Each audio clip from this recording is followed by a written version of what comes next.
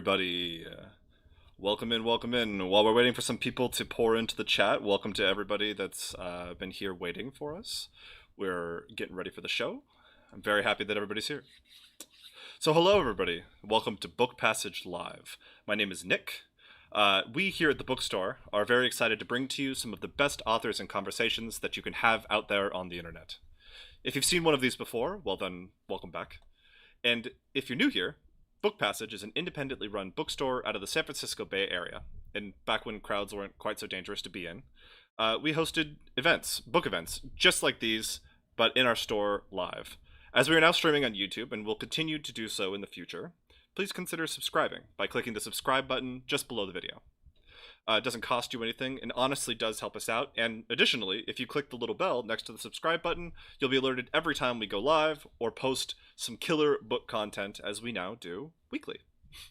If you'd like to check out our upcoming events, you can find them at bookpassage.com/event. And if you want to check out tonight's book, In Search of Mycotopia, or anything else that gets mentioned here tonight, you can find all of it in the description below or from me spamming it in the YouTube chat periodically. If you have any questions for tonight's speakers, please take the time to write them in the YouTube chat. I'll do my best to make sure that all of our speakers see them. We don't always have time for everything, but all of them are absolutely appreciated and welcome, and I'm always very happy to see them, even if we don't get to everything. Thank you. Now, on to our speakers. Allow me to introduce them. First up is Doug Bierend, who's the author of our book today, In Search of Mycotopia. He's a freelance journalist who writes about science and technology, food and education, and the various ways they point to a more equitable and sustainable world.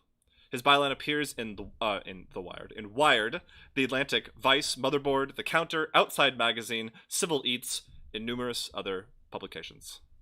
We are joined tonight by Maya Elson, who is a teacher, a naturalist, a mycologist, an organizer, and a lover of the wild. She is, let me get through all of this, so, we're gonna give the truncated version of this, okay?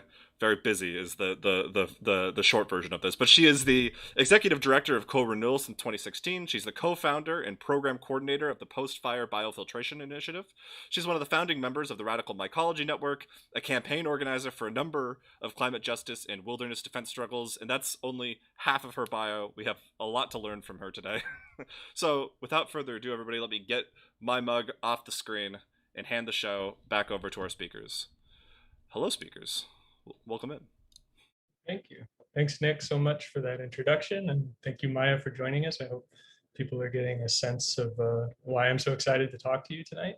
I know that we're going to learn a lot and cover a lot of ground.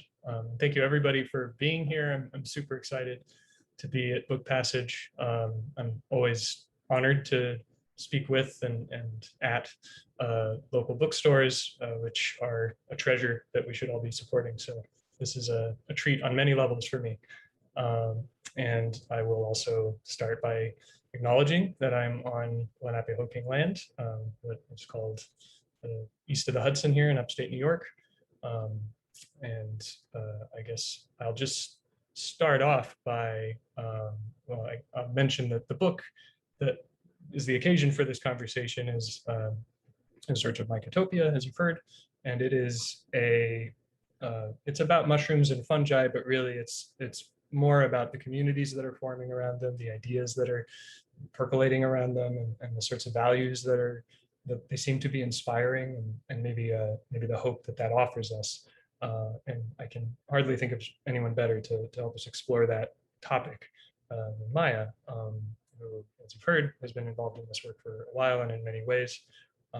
And I think as broad and out there as we can get with this conversation, potentially, or with fungi as a subject in general, it often is a pretty common and it's a very down-to-earth subject, obviously. But the one thing that we all share is a sort of origin story with it. Often they sound very similar, but I always like hearing how people first became involved with fungi, developed a relationship with them. So Maya, I wonder if you could just start off by kind of leading us through your process of introduction to fungi, how you got into this. Awesome. Hi. It is such a joy to be here with you, Doug. Every time we've spoken, I've just come off kind of buzzed, oh, We've never met in person, but I just really have enjoyed chatting with you, and I'm so excited we get to spend this hour together. I also want to acknowledge that I'm on the land of the Awaswas Ohlone, in what is now called Santa Cruz. And I wanted to mention something that I think relates to our conversation today about the Awaswas and other tribes in the area where I'm from in Central California, and their relationship with fungi. There's a lot of different species of fungi that indigenous people of this area were known to have relationships with. And they also understood the importance of fire in regenerating fungal communities, actually. So a lot of these like delicious edible mushrooms that are that have these symbiotic relationships with the trees, the mycorrhizal fungi. So like porcinis and chanterelles and hedgehogs and candy caps, these mushrooms actually do really well in oak forests that are tended with fire. And right now, we were just talking before this about the mega fires that are happening in California. And I believe that indigenous practices around fire provide a really valuable solution, not only for preventing mega fires, but for supporting our oak trees who are really struggling right now with sudden oak death and habitat destruction, and for our fungal friends. Who have also been struggling quite a bit lately with the drought. We just haven't had a lot of these mycorrhizal fungi around. Yeah, I want to kind of just hold that as my intention as somebody who's not native to where I am. That my hope is that we can actually, in this work that in what we're talking about, and kind of, I guess this kind of goes back to your question too of how I got into this. I've just always felt like rebuilding our relationship with fungi and finding our place, in harmony with our ecosystems. All of these things, can, if we're really addressing, we can also address some of the root causes of some of these major ecological and social crises that we're experiencing through building our relationship with fungi. And it's my hope that in this work, we can be doing some of the healing from the immense amount of trauma that's happened to the land here in California and elsewhere, and the immense amount of trauma that the indigenous people and the indigenous organisms have all experienced, and really shift that our relationship with the land and how we treat its inhabitants. So that was a little preamble to answering your question, how I got into this stuff. So let's see, it was like, I think 2006, and I was sitting with Peter McCoy at a cafe, and we realized we're like buddies, but we realized that we were both really excited about this book, Mycelium Running, and fungi. And we started this group called Radical Mycology, and the intention for that has always been to be kind of, we were in the same town as Paul Stamets and Fungi Perfecti, and we thought that, they were doing this really cool stuff, but it was a business, and we really wanted something that went beyond that, and worked with, some of these fungal metaphors around the life cycle, and as a type of social regeneration. We wanted to do something that was going a little bit deeper and beyond what you can do as a business. And the first big thing that we did, we had a bunch of little workshops, and then the first big thing we did was a radical mycology convergence. And I had this like vision while I was like sitting at my parents' house of like all the mycelial networks coming together. I was like so steeped in the metaphor. I still am steeped in the metaphors. This is how I think it a lot of the time. And I saw like all these hyphal branches anastomosing and converging, and in the same way that they do when they're mating, you have all these different hyphal branches, and you have different organisms that actually merge into one being. And so, that kind of was what started it all for me. So you were interested in fungi, like as a sort of, it sounds like almost as a function of kind of social and ecological, and maybe sort of a broader interest in just building community and all. And fungi seem to kind of crystallize that for you. Is that fair to say? Yes. Well, so I was like going to Earth First gatherings and like going to tree sits and, being a part of like, all sorts of community action. At the meeting where I met, where Peter and I were to started talking about this was like a radical collective that was starting. So I was like steeped in all of that stuff at that time in my life, and doing all sorts of, eco defense organizing. And then I was like, oh, where are the fungi and all of this environmental work that we're doing? Like, how come this isn't part of this movement? How do we integrate this? Yeah, and I mean that just speaks for me to the power that fungi seem to have in a unique way to like broaden our perspective, even though it turns into a very narrow like obsession for a lot of us, and many people much more so than me too, I should say. Like, I consider myself a dilettante in this scene, and yet I still feel like I share this with the other people in the space. It's kind of what I meant to, I guess, about the origin story thing, because it's like in our culture in the United States, in particular, there is it's often framed as a sort of mycophobia, an aversion to fungi, and I think there's a lot to that. But even more than that, I think it's a kind of blindness, right? Like, we're just not really aware of them, and we don't think of them as much more than something we might see, on the lawn once in a while, or maybe something not to touch, certainly not to eat, right? Unless it's the button mushrooms at the supermarket or something. So for everyone who discovers them or comes into awareness of them, it seems to mark a transformational point, in maybe dramatic ways, maybe in subtle ways. And so I'm always interested to hear about how it factors into people's lives at the beginning, because I think it's always just an interesting story, but it also speaks to their power to kind of connect us to other ideas. And there's a mycelial metaphor in that, obviously. But in your case, and also in my case, I think it's led to a sort of broader ecological context, or consciousness, and maybe a sense of responsibility to the ecologies that we become aware of, and these connections that become apparent in our study of fungi. And I guess this is maybe an opportunity to sort of talk about the importance of educating people on fungi, and it seems to me like we can't know what sort of opportunities it might create, because it is just this blind spot in so many people's awareness of the natural world. It's like walking into a forest and not seeing plants. It's just as fundamental as that, if not as visible. So I wonder if you could speak to the importance of making people aware of the fungal kingdom or queendom, or kingdom.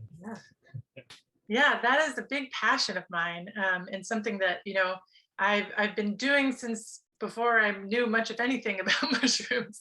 And I still, I do a lot of facilitating of other educators, so you don't need to be an expert before you can support, mycological education. I'll say I'm a prime example of that. I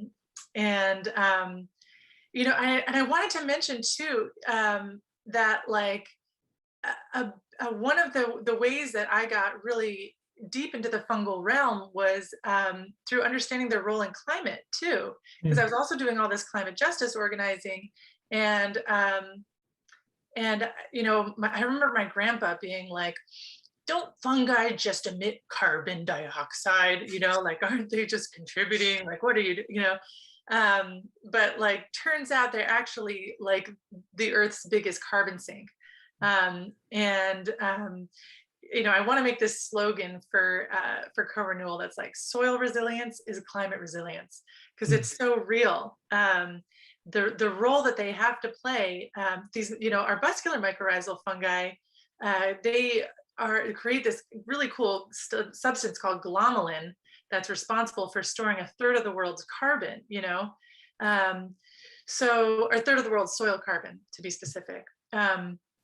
So they have this really key role to play in all of these different avenues. And so for me, that was my avenue. And I think, in terms of education, like, figuring out, what is the angle, like, because a lot of people might not want to talk about climate change. Maybe it's more about, being able to grow your own food source, or maybe it's more about, having a nice walk in nature and knowing what the mushrooms are that you see, or, I think also, when I give a lot of mushroom walks in the winter, and what I tell people is that, for me, this isn't about like going out and finding something that I can consume and take away. And none of my classes are about having like here's a product and now you have bought it, and it's really about building relationships. And I see myself as somebody that's facilitating the relationships that's between them and the mushrooms. It's not actually about me. I don't need to be there. I'm just the one that's kind of making the introduction. And when you open that up, you create this opportunity. At least in terms of mushroom hunting, you're really creating an opportunity for people to find a sense of home and a sense of place and a sense of belonging in nature, which I think for a lot of people is really important. There's a lot of climate anxiety, environmental grief going on, and people often go straight from denial over to, oh, it's too overwhelming, there's nothing I can do about it. And I think to kind of find our, like, well, how do we work with this? It's important to recognize that we don't have to be a scourge on the earth. We actually belong in these ecosystems. Oak trees, like I mentioned, they want human interaction. And the mushrooms really want human interaction. They want you to pick them up and dance around with them. They love that. They want you to spread their spores. They want you to play with them. They want you to look at them. They want you to throw them around, put them in a basket with holes in it, hopefully, So I think, that's such a key part of education is really like helping us find that's our own relationships with these beings. And if ever there was a time where we needed to have that deep sense of home and being held in our community, we've all been a little isolated this last year, I think. And it's a really great time to connect with our wild beings. Our neighbors that may not be human, right? Totally. Yeah. Yeah, and you just put your finger on a number of things that are really resonant for me, but specifically this notion of like, it's sort of a precept in the book, I guess, of recognizing that so much of the emerging interest around fungi and so much about what fungi may have to teach us is related to the context we find ourselves in, one of ecological devastation and changing climate. And fungi are a way into those conversations, and also are, since as a product of not being so familiar to most of us, we're at a moment where we kind of get an opportunity to set the terms on which we'll be engaging with this dimension of the living world that's so vast and so fundamental. And like, maybe we can get it right this time. That's sort of my hope. And so that, yeah, me too. And I feel like there's also another thing that gives me hope in all this, is that the way that you were just speaking of it is reminiscent of how I hear a lot of people in similar positions, or maybe we're still learning about it and not teaching it yet, are speaking of it. And that is that it's an opportunity to like form that relationship individually, but there's also a community and a culture that's kind of forming at the same time, that's setting values in place and as part of the kind of pedagogy around fungi. And so I really want to encourage that. That's sort of the mission of the book, honestly, is to just uplift that. And in addition, there's like such an opportunity for anybody to be engaged too, like in that like oscillation that people have between, climate denial and grief, or, or just, or overwhelm is, the ability to like know that there's things you can do, you can like make a mushroom composter at home for all your cardboard, you can grow your own mushrooms at home. And it's been really exciting to be I've been doing some online cultivation classes during the pandemic, and people are like, oh, I need this, and I want to mention also, we're going to be doing another introduction to micro renewal course online soon. And yeah, it's really this opportunity for anybody, can get into mycology. You don't need to go to a fancy university or get into a graduate program, like anybody can dabble in this stuff and get going and just do the work. Yeah. And I would add that not even just dabble necessarily, but make meaningful contributions to it, and or maybe make contributions in other areas that lead from a mycological interest. And I mean, this could be said of any other area of interest, really. Anything could lead to anything, but I really do feel like fungi have some unique combination of factors at play that make them a potent agent in this effort to correct our relationships to the planet. Totally. I mean, is there anybody, I can't remember if there's anybody in your book hardly at all that has like a PhD or like a, One or I mean, two. PhDs are wonderful. I work with a lot of people with PhDs, are fantastic. But like a lot of these people who have made meaningful contributions are just, people like me who are like, I'm excited about it, or people like you, like this stuff is cool. Let's do it, Yeah, I mean, there's I aimed for a mix for the sake of diversity, of intellectual diversity or educational diversity, but yeah, I was spoiled for choices of people who have no formal education in this stuff, but who are like making incredible contributions, or innovating and discovering things, naming new species, cracking cultivation methods that hadn't been worked out before, and opening new markets and stuff. That's a more economic side of it, but they're also developing ways of working with nature and working with nature through fungi to maybe clean up messes, maybe work out more sustainable, equitable, reciprocal ways of operating on parcels of land or in cities or where have you. And I guess this is a perfect opportunity to just get straight into the remediation work that that's become, I think, the center of your attention these days. So, I mean, maybe just to start, can you give us a sense of how co-renewal got started, how maybe what we've already talked about led to that? Yeah. So yeah, co-renewal has been doing, fungal, fungal remediation of petroleum contamination work for a long time, and that's been our big focus. And I, started, and then these wildfires started getting really out of hand where I live, and my colleague Mia Maltz was starting to do some really cool research. She's been doing this study that looks at post-fire ecological regeneration using various inoculum and microbial inoculum. And so I started this fire and fungi study group because I just wanted to learn more. And, it's like always more fun to learn with other people. So we have these little weekly Zoom meetings where we like read a paper, scientific paper, or maybe not even a scientific paper, just like learn about a topic and teach each other about it. And then the CZU Lightning Complex started, which is, right just north of where I live, really close.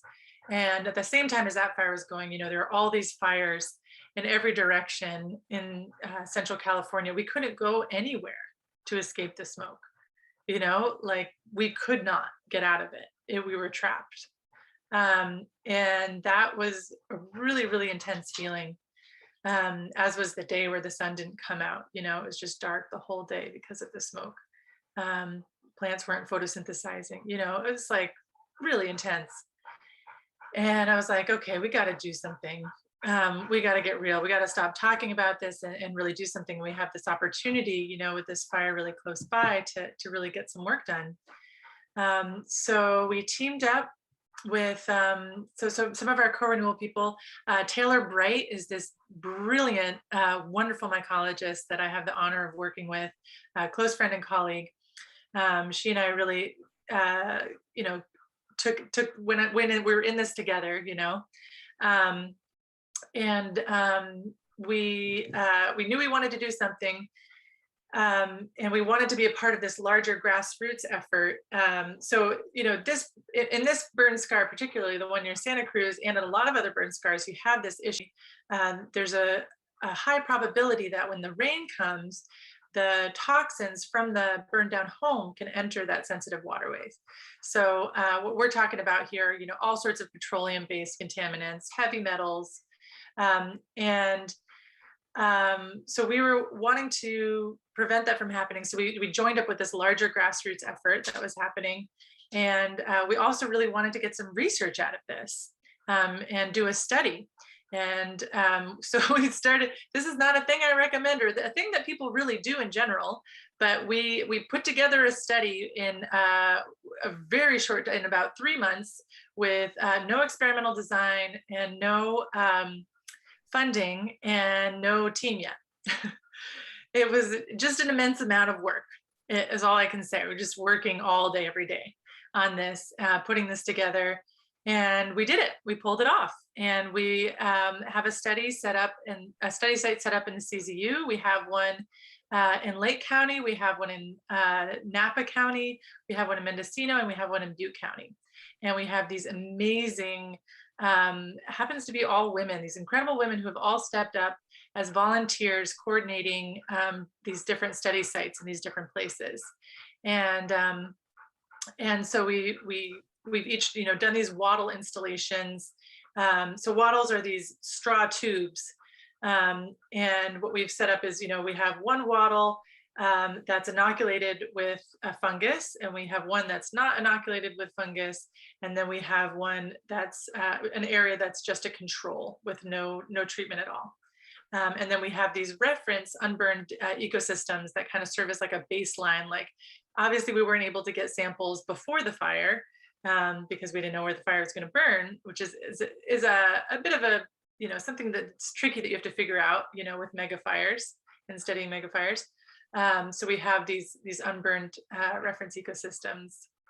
And then we are testing for polycyclic aromatic hydrocarbons, which are a group of very toxic petroleum-based substances that are all over our house. Turns out our houses are really toxic, which is a whole other conversation to have.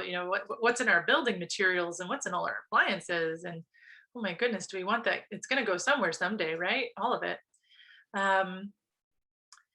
And then we're also looking at heavy metals. And the other thing that we're testing for are soil stable aggregates. So this is basically the soil, that glomalin stuff, the soil's ability to hold on to itself and not erode when the rain comes. So yeah, so we've got, we did our first 3 rounds of sampling. We've got 1 more left. And the hope is to get more funding, which is what we're working on right now, and be able to expand the study to be able to test out different species of fungi, more treatments, and also integrate a whole microbial community approach to this. So, there's in this world of fungal remediation, you have people who are like, "Ooh, yeah, let's bring in our oyster mushroom. Let's bring in our one mushroom, and it's gonna, fix all the things." Or you're just looking at like one part of the problem, and it can be really helpful. And what we're wanting to do is really expand our approach to include, a whole microbial community inoculum that can not only mitigate toxins, but will hopefully also help the forest recover and become a carbon sink more quickly. So that's what we're hoping to do. I could talk about it all day, but. Well, I was just going to say, I feel like there's a universe in just that subject to unpack, but I feel like it might be useful to anyone who's not already familiar with mycoremediation, bioremediation, and these concepts to just kind of cover some of the basics of what we're talking about, like what fungi do in soil and how important microbes in general are in soil, and maybe some of you've alluded to some of them. They can deal with hydrocarbons in certain ways. They build soil structure and give it erosion resistance. They transmit nutrients between things. Can you give us a sort of a broad tour of some of the functions of fungi and maybe even more broadly just microbes in soil and how that gives us opportunities to remediate? Sure, yeah. So there's 2 major categories of fungi that we're talking about here. One of them is the saprotrophic fungi, or the decomposers. So the oyster mushrooms kind of is the like poster child for these in terms of microremediation, as they're very easy to grow, and there's a lot of studies that have been done on them. So we know a lot about their ability to biodegrade various compounds. So if you think about, if you're a mushroom and you're a wood rotter, you're breaking down some wood, you're releasing enzymes. So like just like the enzymes in our tummy that are breaking down our food, except your enzymes are on the outside if you're a mushroom, and you are breaking apart these hydrocarbon rings. The structure of those hydrocarbon rings that are in like wood, for example, are not that different than the hydrocarbon rings that are in petroleum products. So these saprotrophic mushrooms have been found to be able to break down all sorts of petroleum-based toxins. And we're looking at it, in Ecuador, we're looking at their ability to break down oil contamination. So from oil, we can't call it an oil spill because Chevron did it on purpose. And but there are also a lot of oil spills that need addressing as well. So we have those, and then we've got our mycorrhizal fungi, which are less studied and absolutely fascinating. Actually, one of the things that Co-Renewal is doing is we're supporting Danielle Stevenson, who's doing her PhD on our vascular mycorrhizal fungi and their ability to mitigate heavy metals in agricultural soils. It's a really cool study that she's putting together, and I can't wait to read it. She's doing some great stuff. And so these are vascular mycorrhizal fungi, which are one grouping within the larger category of mycorrhizal fungi. These are ones that create this glomalin and which is like a glue that kind of keeps little bits of soil together. And it makes it so that, if it's dry for a little while, there's still a little bit of water, like held onto in the soil. And it helps the roots in an immense way. And just to define mycorrhizal fungi, I should say, so these are fungi that attach to a plant's roots and essentially expand the plant's root system to give it more access to food and water than it would have otherwise. And in exchange, the plant gives them glucose. So there's this beautiful symbiotic exchange, and these mycorrhizal mycelial networks underground, can be, as you were mentioning, they can share information and resources, or kind of like the internet, and help, if there's excess water in one place, they can get it where it needs to go to a plant that's struggling, or if there's, extra minerals, they're kind of this fantastic like little social network, or so they're kind of like social workers of the underground world, they're social justice warriors, whatever you want to call it. They're doing some important stuff to help out those that are struggling and really support the whole ecosystem. Yeah. And I mean, you're already, again, you're kind of alluding to the exact direction I kind of want to go with this, which is how this maybe represents a way of working in a sort of partnership with natural cycles and systems, and whatever amount of progress one can make on an oil spill or an oil dump, as the case may be, working with different types of fungi. It seems to me maybe the bigger benefit of these methods and ideas is how they reframe the way we think of working with soil, and like with biostimulation. So to like move it up the scale, I guess, with fungi, you're either introducing a strain that's known to produce particular exudates and compounds that are useful to the problem you're trying to solve, or you're working with native strains to try to keep the local biodiversity involved, and rather than bringing something from a lab in the States to Ecuador. Right. But then moving up from there, fungi are just one among countless microbes in the soil. And so now it sounds like the work of Co-Renewal is more focused on, I've heard it described as biostimulation, which is sort of trying to inspire the processes that happen already in a piece of soil, that targeted or tuned in certain ways to address specific contaminants that aren't naturally there, aren't normally there. Can you speak to maybe that distinction? Sure. Yeah. Well, and I can speak to that specifically in terms of like fire stuff. Yeah. Yeah, please. Okay. So you have a mega fire, right? Some of these fires are very patchy, they kind of like weave through like a maze, like they're like in the CZU, like they're, my friend's house burned down, but her neighbor's house right next to her didn't, but then her other, it's like kind of patchwork. Places like that will tend to, even though they do burn very hot, and there is a certain amount of sterilization that happens to the soil, although it doesn't become completely sterilized, there's usually something that survives down there.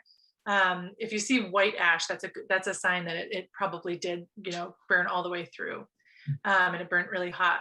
But in any case, these are places that are more likely to regenerate more quickly. There will be, seeds and spores and animals that are going to help spread those seeds and spores so that those areas can regenerate. What we're starting to see more and more of in these fires as things get hotter and hotter, in this August complex that we had last year, that was the size of Rhode Island, or in the Camp Fire, these are major mega fires, and a lot of them burn all the way up to the canopy. And I would say this even happened in the CZU too, in the Last Chance area. I went there, there's not a single tree that wasn't burnt all the way to the top, the crown fire, like everything is burnt. The redwoods survived though, which is really cool. A lot of other trees died, and a lot of the redwoods did also die, but man, those redwoods are incredible, I'll just say. Anyway, I digress. So you have these big mega fires where everything is dead. You don't have the animals, you don't have the trees, you don't have the spores, and these areas, are going to take a lot longer to regenerate. These are very unnatural kinds of fires that this Earth has just never seen before. This is not like anything we've ever experienced. And so these are areas where I feel like it's most appropriate. I'm not saying it's not appropriate to bring in microbial inoculum elsewhere, but I think that there's a much bigger need in these massive mega fires to bring in, so if you think of the fire is kind of like an antibiotic, you're just kind of killing everything. And we want to bring in a probiotic. A whole microbial solution, a microbial community solution, or maybe mycorrhizal spores. That's what we're looking at. What we're trying to examine. This is our big question: is what type of microbial inoculum is going to have the most benefit to these ecosystems? So how can we bring these into these areas? Maybe spray them with the same planes that spray fire retardants. That's the dream.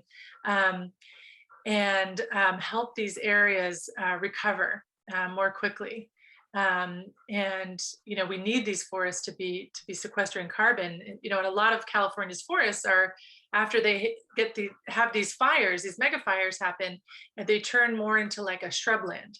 And part of that is like inevitable with climate change, and it's being sped up by the fires, are transforming forest ecosystems into a much less carbon storing, unfortunately, and for certain species, less of a suitable habitat. Yeah. So how can we continue to support having forests here in California, and how can we store carbon more quickly after a fire? Yeah, very good questions, I think. And the image of a plane dropping inoculum over a landscape is it for me just brings to mind the question of how we view these problems and how we address them, and the scale of the problems we've created require solutions or responses at large scales as well. And none of that is I feel like that's maybe a necessary first step toward a relationship to the planet that doesn't look like that anymore. And I feel like fire is an excellent example of how different modes of relating to and tending and stewarding land lead to different outcomes. And we've been talking about indigenous populations, and most recently in this conversation, microbes, but we started mentioning First Peoples in the places where we live. And I know I learned a lot about how the fire control practices of indigenous cultures were different from ours, and so far as they have them, and we basically don't. Controlled burns. I guess this is just a prompt really to ask if you can speak to the difference in fire management methods that might have produced the conditions that we're seeing now. And I mean, it's not necessarily a mycological question, but I feel like it's very much connected. And I think it connects to, yeah, to what we were both saying at the beginning, or about, whose lands are these that we're on, and what are we doing with it? And there is this root wound, this root cause of white supremacy and human supremacy. That is the reason we're experiencing these mega fires. You can see this is a direct result of that. So Europeans coming out here, to California, for example, and saying, oh, like committing genocide, first of all, and committing ecocide in various ways, and saying, oh, these indigenous people don't know anything. We know better than you. We know better than the ecosystem. Our goal is to control and subdue the land, and exterminating the bears. As I just have to mention the bears too. I was just talking to my 5-year-old about this, so it's a little bit up for me right now. On the California state flag, we have this type of brown bear that was, shot to extinction. And it's still on our flag, and that's the only place you see it, right? I mean, I can share too. It's a little vulnerable, but I want to share also like my own connection with this. I have I'm 6th generation Californian. I grew up in Massachusetts, but my mom's side of the family comes from here, and I have, my ancestors came a while back and were a part of this first wave of colonization here in California. And I have an ancestor who killed 72 bears. And, and from what I've read, they got into skirmishes with the indigenous people. So there's a part that like who I am and what makes me, the reason I exist even, is connected to this original wound of colonization, right?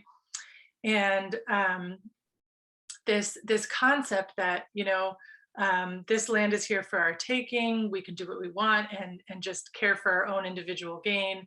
You have capitalism come in, which amplifies all of that. And so actually originally, and then to bring it back historically, the Spanish actually set more fires when they came. To make room for cattle ranching.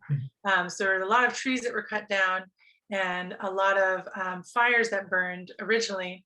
And then more logging, which I think is another huge reason we're having these mega fires, and not to be overlooked. When you log and you take this biomass from the soil, that affects the fungi, and the trees are less healthy, and the fungi that are supporting those trees are less healthy and more flammable. There's also this awful thing that I cannot believe is still happening. It's mind-blowing, but people are still using these fires as an excuse to log after. They call it salvage logging, which is complete BS. So I won't get too much into that, but oh man, I cannot believe this is happening. Anyway, post-fire logging is a terrible idea, and it's going to make future fires worse. I'll just say that.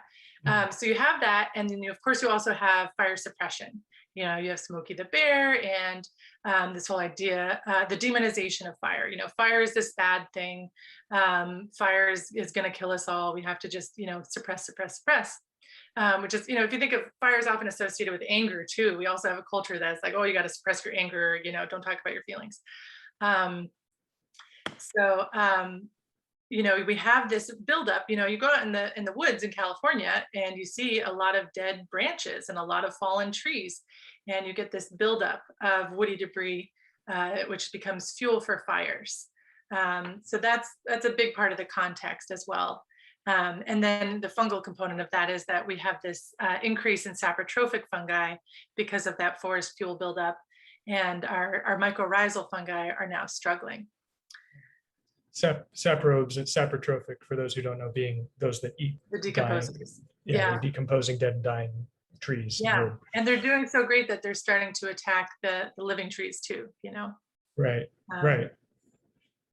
Not something that they were known to do prior to the conditions that have arisen in the past couple centuries, as far as I understand it. But this brings to mind an example I often kind of raise to try to do what I'm doing now in this conversation, which is sort of show that it leads to bigger questions and bigger conversations than just mushrooms, which just mushrooms, like it's a lot already, but If you're going out and looking for mushrooms in the forest, you have to be looking at the trees that they grow next to and associate with, and the condition of the soil, and the climate, and the microclimate. And once you are looking at that, you're maybe thinking about what led to the state that that environment is in, and that brings you to questions of policy and social issues. And it's not many steps from looking for mushrooms, seems to me, to talking about things like colonization. And, obviously, land stewardship is less than a step away from these issues. But I also am thinking about how this concept of remediation is much more flexible than just talking about the environment, like you were just saying, in your own personal history and family history and your relationship to the land. Doing this work and exploring these ideas and these organisms and these relationships between them sounds like it's also part of the process. And I've heard this echoed many times by other people in this field. It's a process of inner remediation too. I wonder if you can speak to that and how they connect or how they're different. Oh my God, how much time do we have? I could talk about that. That's my favorite topic. Oh yeah. Oh shoot, I should have started with that. Yeah, so I've been exploring this concept of what I call mycopsychology, and how inner remediation can be a part of the outer remediation. And I can give the example of, well, and following this theme of that I keep bringing up, around environmental grief, and stagnancy. Taking action can be so healing. And healing the land and watching it recover and building these relationships with the land can be a profoundly nourishing experience for our bodies and our minds. Everybody I spoke to who, we were putting out wattles and doing all of this work to protect our watersheds last fall, every single one of them will say like how incredibly inspiring and beautiful and even transformative that experience was. And for fire survivors particularly, there's this immense trauma, and it can feel so isolating and so scary and overwhelming. And to have people come together and have the fungi come show up for you, can be really meaningful, and can really I think also, on a very practical level, fire survivors are very busy wrangling their insurance companies and fighting with FEMA and all the, stuff that goes along, figuring out how much they lost and what it's worth and all this stuff, and so I think, for non-fire survivors, there's a really important role to play in showing up for these communities with ecological solutions, and handling the logistics and the organizing behind it too. Yeah. Yeah, and I could say that a lot of the issues that we're having, on this deeper level with fire, and the imbalance of fire and water in our ecosystem and in ourselves. If we think about our relationship to water is often representing the emotion of sadness, right? Or like deep emotion. It can be this and it can also be very cleansing, like crying can actually help stuff move through you, right? And so how can we, working with water in the ecosystem, and helping water flow where it's most needed, which is what fungi do, like we can act like the fungi and support water being where it needs to be, especially here in California with this drought. Every drop is so precious. And getting it where it needs to be is such important work. So I just so much there that's wanting to evolve with the bringing together of balancing of fire and water in our ecosystems and in our own selves. Do you feel like cultivating fungi is a good way to start kind of getting into an awareness of these sorts of connections that we're talking about? Totally. Yeah. Oh yeah, absolutely. I've been Mazu Mushrooms is a mushroom company I work with that sells mushroom kits. Check it out. Yeah. Mazu. Mazu, M-A-Z-U. Oh, Mazu. Yep. But Yeah, I think that growing mushrooms can be such a delight, and you have these friends, and you help them out, and they help you out, and you see what's going to happen, and it's never quite the same each time you do it, and and then you get to compost your block and see all the crazy stuff that grows on it afterwards, and Yeah, I yeah. like that you called them friends. When I always suggest to people that if they're curious about this stuff and they're not kind of sure how to start, obviously this isn't the sort of thing that anyone really ever does alone. Learning about these things, finding their place in these communities, by definition, you do that with other people. So mycological associations, finding the others, there are so many opportunities all over the country, especially in California, which is such a fungally rich part of the bioregion. Um, it's just a great way to kind of secondary to that to me is like bringing them home and growing them and sharing space with them. And I should probably choose one or the other. I could refer to them as friends, but typically I tend to refer to them as like houseplants or pets that you can eat. If you're growing the edible variety, maybe I should work on that pitch a bit. But yeah, it's such a great way, I think, to witness this form of life. And it's also for me like an opportunity maybe to mention our kind of relationship to them and how they are sort of like part human, part plant, or not human, but part animal, part plant. And that's not the right way to put it. Evolutionarily, they split, at a sort of middle point from our respective kingdoms. And so they are a sort of like uncanny middle in a way. They do seem like plants and they do seem like animals, and they sort of are placed between both in a real sense. And I guess it's just me spouting off now about Yeah. how Well, profound that is to me. then you have people who just really seem like they're part fungal. Yeah, Like you exactly. had Willoughby Arevalo in your book, that guy, he's part mushroom. Yeah, I would say so. And there's the common trope that like we end up getting kind of colonized by their spores, like maybe that's something to do with it. But I mean, I know like people who are into mosses and ferns and stuff, they can seem pretty obsessive too, but it feels like there's something, plants or anything really, people obsess over all sorts of things. But I feel like it's a point that's come up already, that the notion that there are these problems we're facing, there is this sense of rootlessness in our environment and in our society. And people start talking about mushrooms in light of that, it can seem a little off or off topic, but I think we've already covered examples of how it connects very quickly and directly to much broader conversations and issues. And I hoped in this conversation to kind of keep it connected to issues most relevant to California. But when you're talking about the fires, as I told you before we started, today here in New York, I'm originally from California, I might mention. So I already feel a connection to these issues, but the sky was red today, and it was apparently because of the smoke from fires in California. And so these things connect in ways that maybe aren't so reassuring.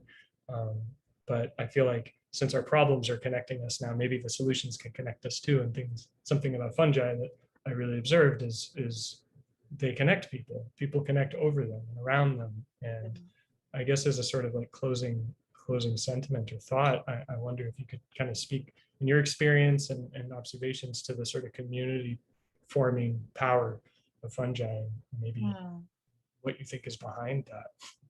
Yeah. Yeah, I have such deep trust in these beings to really know, really have gifts to teach, or gifts to share and things to teach. I think maybe just sitting, something I recommend is just sit with one. If you have one growing in your house or you find one growing outside, just sit with it and be with it. And see if you can quiet your mind, maybe try touching it, and just see what happens. Just sit there for like 10 minutes. If you sit there quietly with a mushroom for 10 minutes, that's all I ask. And I think that that slowing down and that like, oh, hello, how are you? I tell people, when we're mushroom hunting or picking plants or something, you don't run into somebody's house and grab something out of their pantry and leave. it makes sense to like slow down and be like, oh, hello, introduce yourself, like, hi, I'm Maya, and I'd like to pick you. And how does that feel? And then I, imagine myself picking it and notice if I feel happy, if I feel sad, if I feel weird about it, Um, so you don't have to like be psychic or like be talking to mushrooms on that level to be able to do this kind of stuff. I think just noticing how it feels, just noticing your internal landscape when you connect with them, Mm. and it could be going a lot of different directions for sure. Um, and yeah, in terms of building community, yeah, I really see that it as like finding our own ecological niche. Each of us has a role to play, a part to play in this larger ecosystem. And even the term colonize, right? Like we're like, oh, like we want just our fungus to like take over this substrate and nothing else can grow, which makes sense if you're trying to cultivate. And you need to recognize that you're just an early decomposer, and there are going to be secondary decomposers, there's going to be tertiary decomposers, right? There's going to be a whole ecosystem that's going to want to consume that mushroom block. And it's not just for us, and it's not just for our mushroom either. We're, I've been trying to use the word ramify instead of colonize, Mm. also because, brings stuff up if you're working with indigenous communities, it like Yeah. bring things up. Um, so yeah, I would say, it's important to think about like where is their need, and it's also important to balance that with like what are your skills, what are your gifts, what are your passions, what do you enjoy doing. If you don't get some joy or some fulfillment or nourishment from the way you're working with fungi, you can adjust it, right? There's got to be something there. Or maybe fungi just aren't your thing then, and that's cool too. Yeah. Yeah, I think the only way that I'm a big fan of Adrienne Marie Brown and pleasure activism. I think the only way that we're gonna actually be able to make real change is if people really enjoy making change. Mm. So yeah, I think follow love and follow passion. Oh, what a lovely sentiment to draw to a close on. I don't want to step on that, but I did have the thought that in studying fungi and looking at how they work in ecologies, I think you soon realize they don't make sense without the communities of which they're part. They live inside of their food, and they are in relationship with them and every other element around them in the soil, the microbes, with animals, with other forms of life. And similarly, I think they can help us to recognize that we don't make sense outside of community either, not just with one another, but with those very same, suites of organisms, with all of life. And yeah, I feel like there's just a natural call in, this in this study and in this kind of conversation to connect and to try to reframe our perspective on our relationship to nature and thereby our relationship to one another, vice versa. I think that's like, to me, the thing I really hope that people take away from the book, but also from the kind of work that you and others are doing with fungi and all of these conversations around fungi. Like, it's about much broader and more pressing things than just learning all the names of the mushrooms or finding something good to eat in the forest. So I think that's right at our time. Can I say one thing real quick? Yes, please do. Thank you. Oh, thank you. This is such a gift to everyone who does work with fungi, and to the larger, world in general. You really did a great job of highlighting so many different voices and amplifying them and making it relatable and fun. And it's just such a joy. So thank you for this. Oh, thank you. It warms my heart to hear. So I really appreciate that. And thank you, everybody, thank you for being here with us, Maya, and thank you for listening in, folks. And I'll give it back to you, Nick. And thank you, Nick. Thank you so much for having me. Indeed. Thanks everybody for coming out. Thank you one last time to the two of you for such an enlightening conversation. That was really interesting to listen to. I feel like everybody that was here ended up learning a lot. Thanks to everybody that got all the way through the thing and made it from beginning to end. We appreciate everybody that was waiting in here and that's going to be all the way through the end song. The book is Searching for Mycotopia. You can find more conversations that are just like this one in the book as well. And you can purchase it from bookpassage.com by either following the blue link that's in the chat at the top of the YouTube chat, or in the description below if you're watching this after the live stream is done. We are just like every other online retailer. We can ship it right to your house if you live inside the United States. And if you don't live inside the United States, I'd encourage you to give the store a call to figure out how we can get something to you. Or better yet, you can support your local independent bookstore, because there are many, many, many of them all over the planet that are both in need of customers and are absolutely worth going in and checking out, having a conversation with somebody behind the counter, learning what their favorite new book is, and buying your favorite book about mushrooms and the planet. So thank you one last time. Thank you one more time to Doug and Maya. That really was a wonderful conversation. I hope to see you all in the next one. Bye. Thanks, you guys. Thank you. Take care.